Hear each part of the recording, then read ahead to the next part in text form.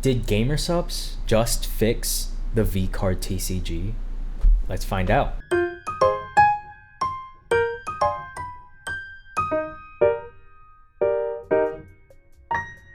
What up? Hello to all my beautiful people out there. So as of today, being March 28th, Gamersupps has actually announced that they have updated their TCG, VCard. But not just updated it, they've evolved it. Essentially introducing new rules, mechanics, updates on most of the cards, an official tabletop sim, and more. So I'll start off by saying a lot of this video will be me discussing the changes that they've made, but I will be including some feedback later on. So if you don't care to listen to me talk about the changes since it's on their website, I'll include a timestamp right here that goes to whenever the feedback starts. Now, I'll just start off by saying that I think it's cool that Gamersupps, Shy Lily, everyone are actively trying to fix this game, considering on release everyone was trashing on it for being controversial with the rules and the mess ups and everything. Was the release of this TCG bad? Some could say yes, I will not partake in that. Is the game perfect even with its fixes? No, I'd still say that there's some extra work to be done. Now, I don't usually like focusing on the negatives for these kinds of topics, so I'm going to try my best to focus on the positive impacts of the updates that have happened. So just bear with me for just a little bit, and why don't we go over the revamped rules? So on first glance, it definitely seems way more fleshed out than before.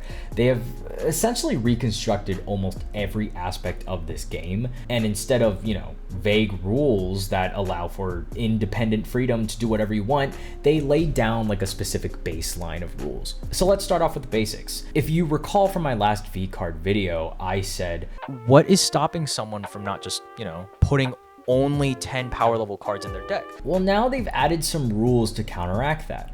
First, now you can only have up to 2 different elements in your deck, so you essentially can't just run only power level 10 cards of just a bunch of random VTubers. It's also important to add that with each of your decks, you must have at least 1 power level 8 card. Then they changed the max copies of each power level 8, 9, and 10 VTuber cards to 3 per VTuber. Same with supports. They get a max of 3, mascots get a max of 2. I think this was a fine change. It's nothing really too crazy to talk about. And they even made the game faster by changing the win con to 3 points instead of 5. So there's that. Okay, next we can move on to the actual gameplay, which they've completely reconstructed. So we can start with the board, which they've actually added an active and backstage area and a mascot area. Essentially, you can have 1 VTuber in the active area and up to 4 VTubers in the backstage area. Active VTubers will be participating in combat after 6 turns,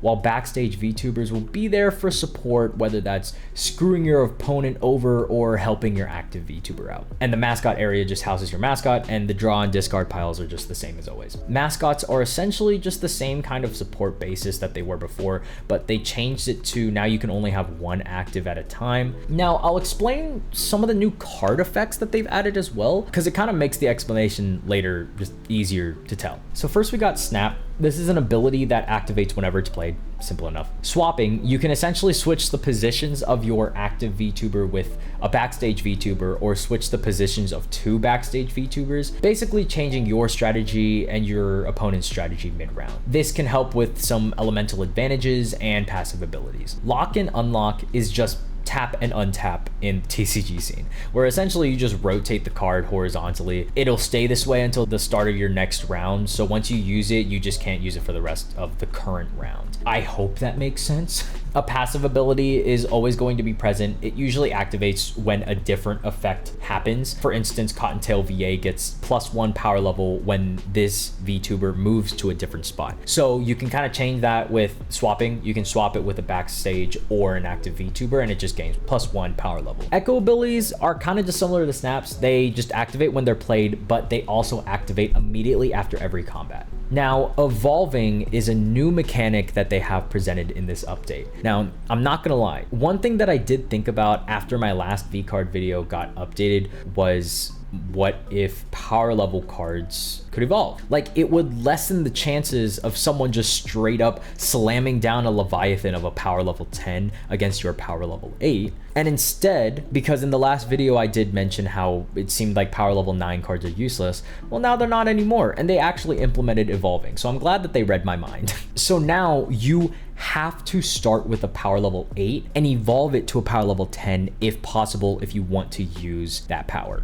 Honestly, I really like this mechanic. I mean, it's one that I thought of prior, but it's essentially just like if you've ever played Digimon TCG, which I'm assuming you haven't, but it's essentially the same as Digivolving. You basically just take a power level 9 card, place it on top of your power level 8, which you can only do once per turn, and you can do the same with the power level 10. So if you evolve to a power level 9, you draw 1 card, and if you evolve from a power level 9 to a power level 10, you draw 2 cards. Just so you can kind of strategize around either evolving or using a support card. Now, they've also added sub traits for support cards now. First, we have boosts. These are essentially just snap effects. You play it, it does an effect, goes to your trash. Next, we have reinforcements. These will be like reaction cards. Essentially, when your opponent takes an action, you can use that card in response, and it does some hoo-ha funny stuff like that, you know? Ally cards get played and stay attached to your VTuber of your choosing, whether they're active or backstage. If this support card were to be attached to an active VTuber, then you discard it after combat is finished. So that essentially explains the cards and all that. So we can move on to the gameplay, which I'm actually glad that they moved on from the phases explanation, because even for me, it was a little confusing. So now we can explain it normally. First, you draw 7 cards, just basic TCG stuff, but you must have at least 1 power level 8 card in your starting hand.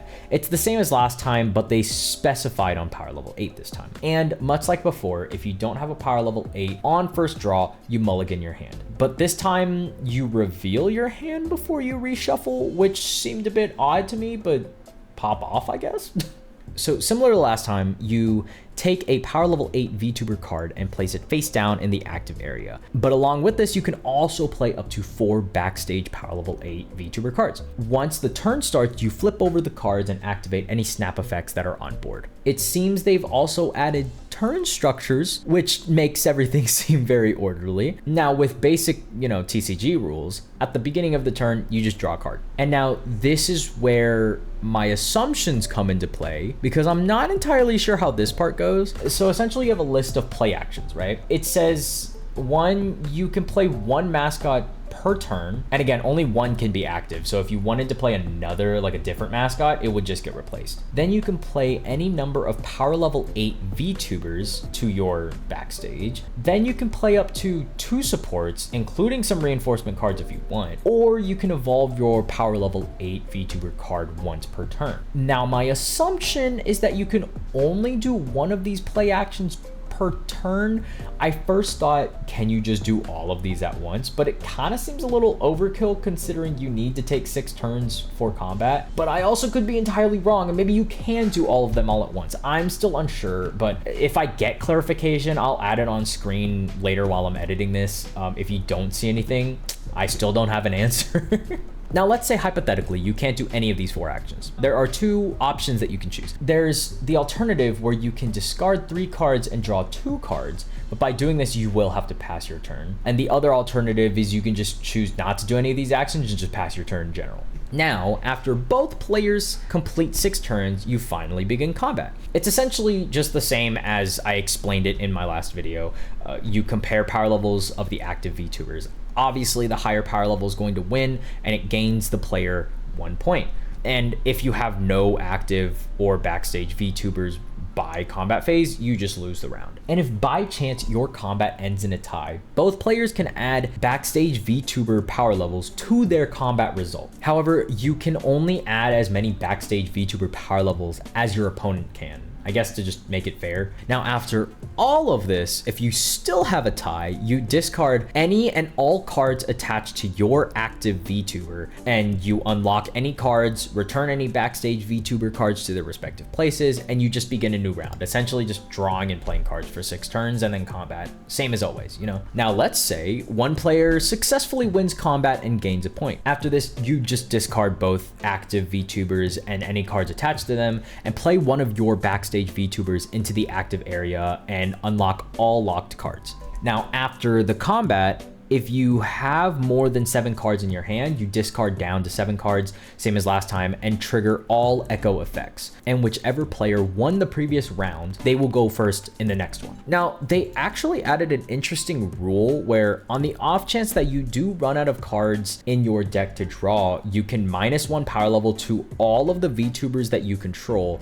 in active and backstage, and then shuffle your discard pile back into your deck. It seems a little interesting. I actually don't mind this mechanic too much, but I can see it maybe having some loopholes and drawbacks. Now, again, the same explanation as my previous VCard video. There are elemental advantages. Essentially, every VTuber card has an element, and the element is strong and weak against a different element. If the element of your active VTuber overpowers the element of your opponent's active VTuber during combat, your active VTuber gets +1 power level. I know I said active VTuber a lot in that sentence, but just trust me. Basically, who's ever stronger gets +1, okay? Now, speaking of elementals, they've actually introduced a lot of new and unique abilities for each element, which I actually really like. I think it's a really fun idea, but I'll explain them right now. So for fire, we have fuel. Basically, you can discard any of your attached supports, which then activates a certain effect. Ash, the ability is activated when the listed player has a certain amount of cards in their discard pile. Burn, you -2 power level to any of your opponent's VTubers, usually coming with a status effect. Now for water, we have Tide. In this, we have 2 separate abilities. Low tide abilities activate during turns 1 to 3, and high tide abilities activate during turns 4 to 6. We have Submerge. This prevents new support ally cards from attaching to a selected VTuber. Undertow, basically you just force an opponent VTuber to lock. For grass, we have Grow. These abilities activate at the start of your next turn. Decay reduces a VTuber's power level by a certain amount in each combat. And Feed adds +1 power level to a different VTuber, which goes away after combat. Now for Platinum, we have Chain. These are activated once when the VTuber is next to a matching element VTuber, just adjacent to each other. Bolster essentially is just card protection against the next opponent effect. Then we have Coin Pile. I'm honestly a little confused about this, but I'm assuming the card gains +1 power level every time the ability activates, and then it resets after combat. That's just my assumption on it. I'm still not entirely sure. And finally, for electric, we have Jolt. If this card is the first card to be played in a turn, the ability activates. Next, we have Positive, Negative. Positive abilities activate while the VTuber is in the active area, and negative abilities activate while the VTuber is in the backstage area. Circuit, these chain with positive and negative cards, as these activate if you have both a positive and a negative on your board at the same time. Aftershock just activates at the end of your next turn. Okay, so those were all the updates. It's a lot of new information. I hope you got all of it, and I hope you took notes. But now we can hop into the feedback and what I personally think of these updates. And with the feedback here, I will be reading just some points that I wrote down as to not miss anything because of my ADD. So first, at release, I think we all were kind of confused at how to play this game. I saw some people saying like, it didn't feel like they researched TCG mechanics at all, or who the heck made this game, or all that kind of stuff, and I'm sure they took this criticism to heart. I mean, considering they actually created a how to play video, which I'm actually basing a lot of this information based on that video and the updated rules. Now, did this do the trick of teaching the actual game? Sort of. For one, it's super short and concise, which I think is good, but I would say that there are some things that are still left up in the air for us to figure out. As you can kind of see, like, there are a bunch of rules in there that I explained that even I was personally confused about. And I mean, it does its job for the most part in teaching the true basics of how to play the game, but I just can't help but feel like something's missing. But maybe that's just me. Maybe I'm just dumb. Now, I will have to say, I love all of the new abilities and the mechanics within the game. Everything just feels more thought out, especially the names and the effects and everything that it does. It just makes the gameplay more interesting, I mean, heck, when I was reading up on the rules, even I caught myself just thinking about like change strategies for the gameplay and like the decks that I probably want to build in the future. Now, I know a lot of people were honestly complaining about the art, saying like, this TCG does it better. I think the art's kind of mid. Like, okay. Cool. I honestly don't think it really matters all too much. The art is just objectively sick. It supports a lot of real artists out there, and they all look very unique. I think that's good enough. Granted, could they have made the power level 9 designs different rather than just full arts? Absolutely, but it's not like a make or break type of deal for me personally, so I really don't mind. And now I won't hop onto the train of rambling about prices because, you know, you got to get your bag somehow, but the new products that they have announced look so sick. We got new Shy Lily, Cinder, and Silver Veil playmats, which all look beautiful and look so cool. We got VTuber specific sleeves, which I was actually waiting to see if they do this because even, I mean, I can pull them out right now, even with One Piece and like Pokemon, I use like their specific sleeves. And guess what? They did. And now you can get any or all of the 5 VTubers that appear on the boxes and the packs. That being Cinder, Silver Veil, Shy Lily, Cottontail VA, or Nanoless. And of course, they're also bringing the new 2-pack starter deck, which actually comes free for all customers who bought a first edition box. I actually really like this idea because now you just can purchase one and you'll have 2 decks to play with your friends rather than just racking your brain about trying to make a deck. Now, regardless of all the issues, I want to and will keep supporting this game. Not only just because I love trading card games, but I mean, a lot of the streamers that I look up to are part of this, and I just think it's a really cool idea. I mean, it may have its bumps along the ways, but I still think it's really dope that, you know, Gamersupps, Shy Lily, everyone is just taking the needed steps to make sure that we as fans are enjoying this product as much as possible. And if you hate the product, cool, whatever. Just don't try to bring down others because they're trying to support their favorite VTubers.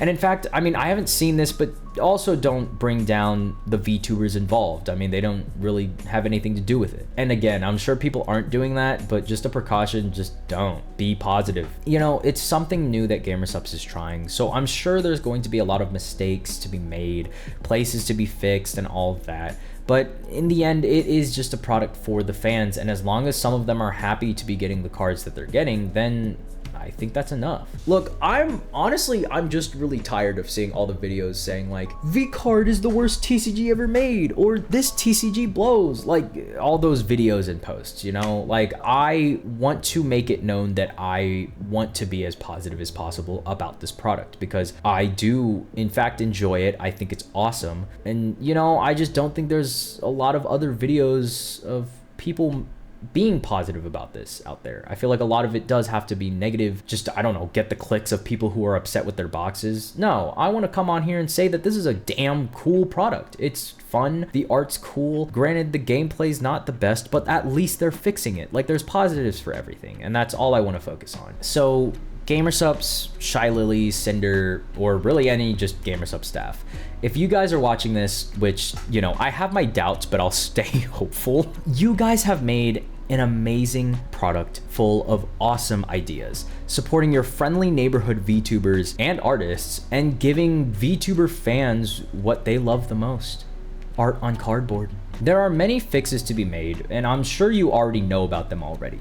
But this update that you have given us astronomically evolves the gameplay already, and I think it's a right step in the right direction, and I'm excited to dive into chain builds and such. So keep working on it. I'm sure one of these days it will get to a point where it will blast off for real. And keep making those sick products, the playmats, the sleeves, the starter decks. They're all really cool, and I'd hate for them to just go away and only happen once.